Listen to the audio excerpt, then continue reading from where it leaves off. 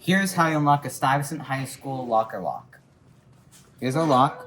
I'm going to go to my first digit. So in order to reset the lock, we're going to turn the dial clockwise 3 or more times. So as many times as you like, there we go.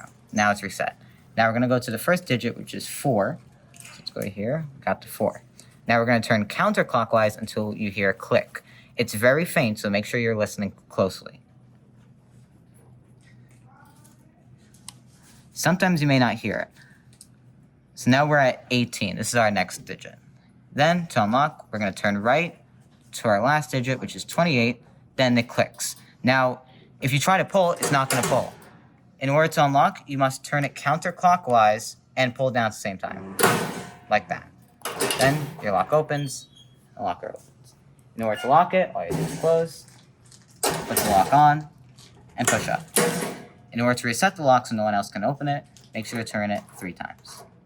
Thank you for watching.